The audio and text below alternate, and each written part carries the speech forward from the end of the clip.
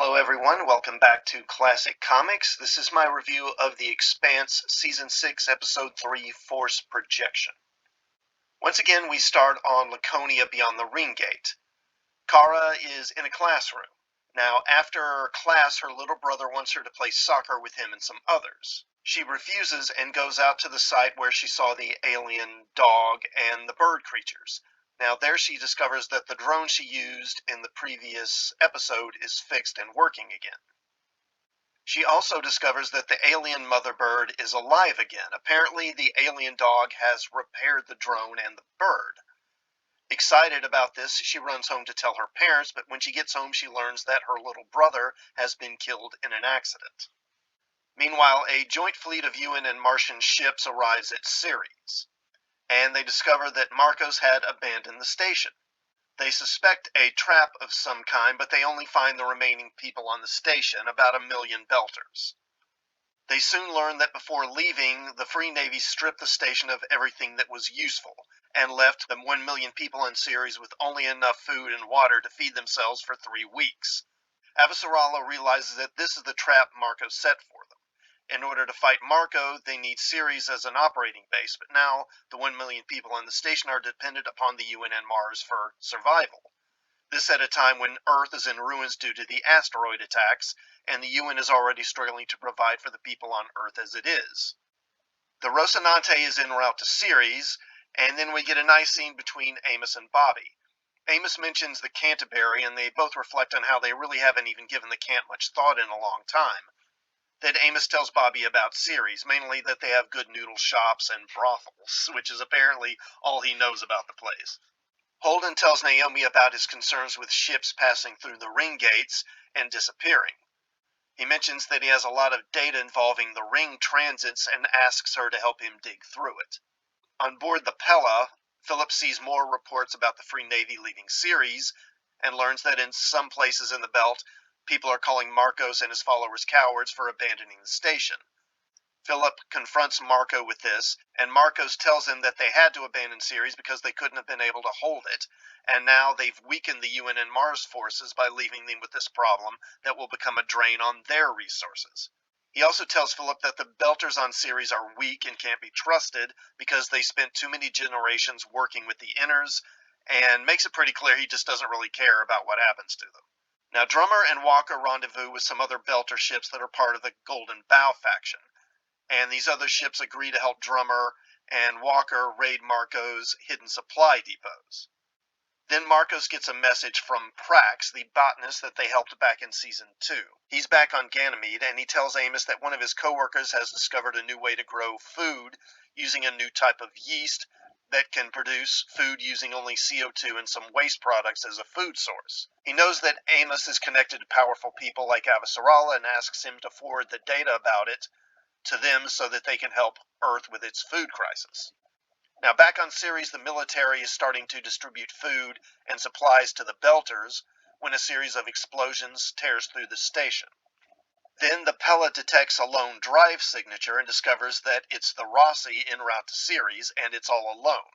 Marcos has 3 ships, and seeing an opportunity, he decides to attack.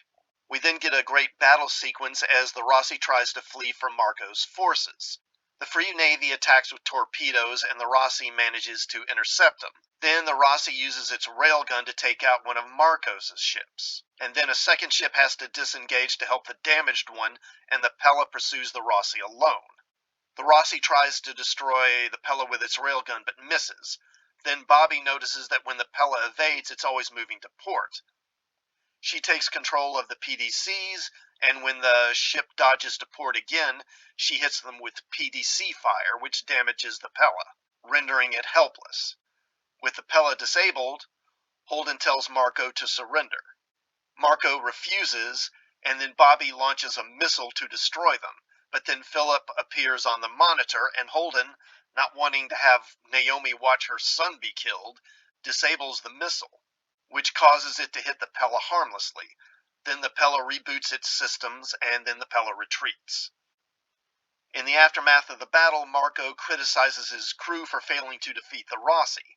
Philip argues that the failure was Marco's, as he was the leader, and it was his pride that got them into this battle in the first place when they didn't really even need to fight. Marco relieves Philip of duty and throws him off the bridge. Afterwards, Marco goes to his office and then he sees a message from Medina Station, which shows that Medina has received a shipment from Laconia of some new type of heavy railguns, and the episode ends there. So this was the best episode so far. Marco luring the inner forces to Ceres and leaving them with this humanitarian disaster to manage was pretty clever on his part, and it also just helps reveal some divisions within the Belters' ranks. Some are criticizing Marco for not staying and fighting to the death, but Marco makes it pretty clear that the Belters on Ceres are just pawns to him, and he really just doesn't care what happens to them. I'm also guessing that the explosions on Ceres were bombs that Marco's forces left behind, which also shows that he just doesn't care if his actions get innocent Belters killed as long as it's advantageous to him. The battle sequence was quite good. When they took out the Pella, I was wondering if this would be the end since, it's only halfway through the season. I didn't think Marco would get captured this early. So Holden disarming that missile was unexpected, but it fits with his character. He just didn't want to have Naomi see her son killed. And while you can see his reasoning, it still remains that they could have ended this war and saved millions of lives in doing so. Now, the revelation that the alien dolls can somehow repair things and even bring dead creatures back to life makes it pretty clear what's going to happen next. Cere is going to take her dead brother to the alien dogs and get them to resurrect him.